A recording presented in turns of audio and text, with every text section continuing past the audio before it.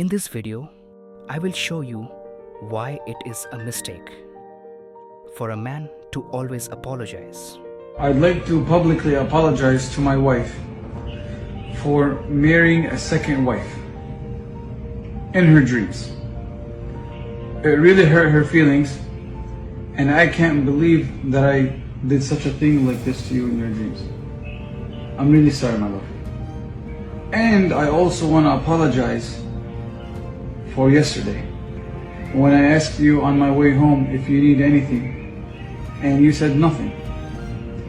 And I actually got you nothing. I should have known to get you something, even if you said you don't want anything. Please forgive me, Habibti, and I'll do better as a husband. I forgive you. In most relationships today, you will notice that the woman is incapable of apology. You will easily know the man is walking on thin ice, scared of offending her. Even if the wife is the wrong person, he will still be the one to apologize because he wants peace. Most of you will think it is cute. No, it's not. It is slavery. Women that were never raised in a family that had a father or a father figure will rather die than apologize to man. Since she was raised by a single mother and she hates men, she will never understand what it means to calm down and apologize to a man even in her wrongdoings. Rather than take responsibility for her poor or impulsive actions, she will prefer to push accountability away from herself and back to the victim or someone else. And so, do these kind of women raise weak feminine men? Men she will wrap around her fingers and easily manipulate whenever she pleases. Let me show you how manipulative a woman like that can be to her weakly raised son. So I'm asking you, since this is not a demonstration of a man, you need to tell me what man you're using to measure him with. Which one? My idea. Which is your idea. Now, is that the idea you trained him up to be? No. Oh, so how in the blazing bejesus are you holding him accountable to a standard that you didn't teach him, his father didn't give him, he don't even know what it is, and yet as his mother, you sit in his face and tell him you don't respect him as a man? Like I said, it was events. It wasn't just. I'm talking And about it's one also thing. how he treats me. Yeah, but don't respect me hello. as a mom, and so- You see, you are a provocative victim. You provoke stuff, and then when you start being held accountable for it, then you start twisting and turning and making the other person wrong. Look at me, Ma. Look at me. Look at me. You just sat here and told your son, who ain't got a needle in his arm, who I'm assuming pays his own rent. He's married to a registered nurse. He's got 3 baby boys. And you just sat here in his face and said, I don't respect him as a man. And you don't think to consider what that does to his heart, to his soul, to his spirit. I'm sure that's hurtful. And you okay with that? And it's hurtful for the things that he says. But there you go. You're doing it. You're doing it right now. You're doing it right now. Because it's I'm like- holding you accountable, and you spinning. You spinning your web. You're can't trying to say get away. nothing when it You're comes trying to to get just- away. Tell me. Just here's the question. Just answer it. We'll get back to that other Okay, stuff later. Tell me. Forgive me. I respect him. He's a wonderful man. Do you understand that your mouth, your voice, your words are connected to the coils in his heart, to the valves in his heart? He can't help but love you.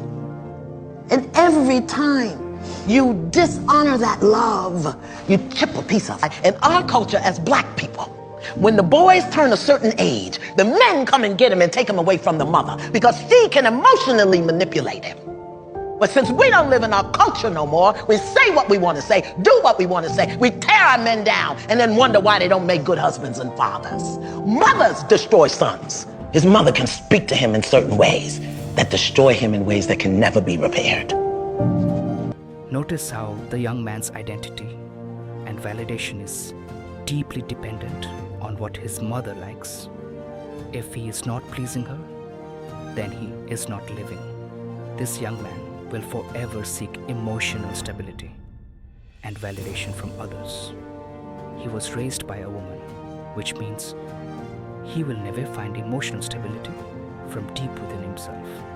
He will live his life in constant anxiety.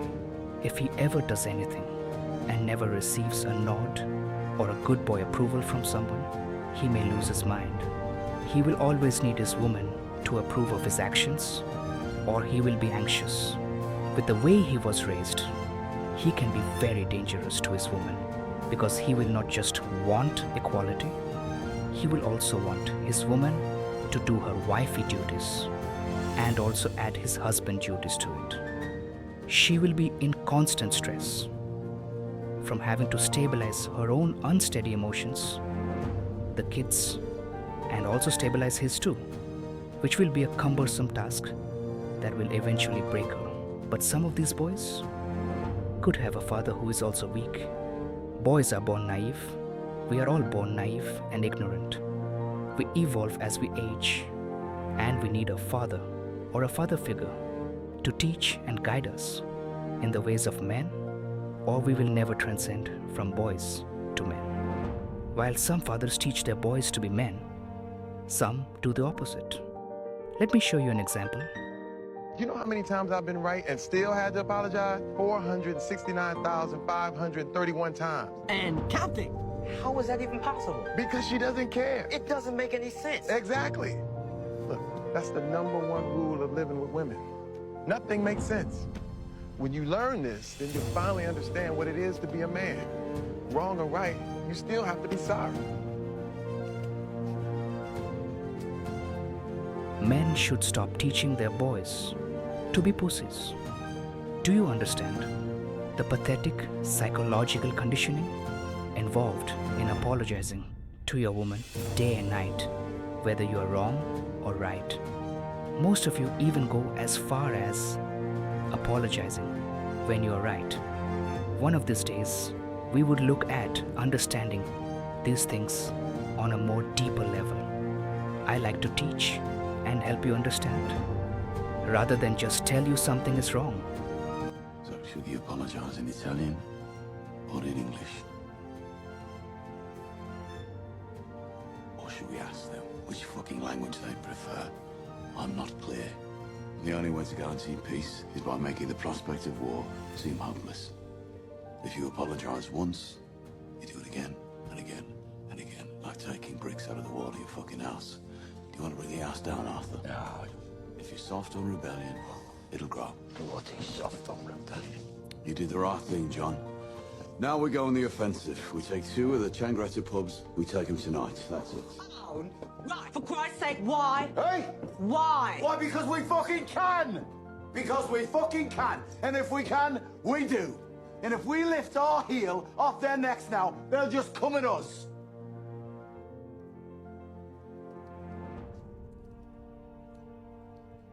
You're getting soft, brother.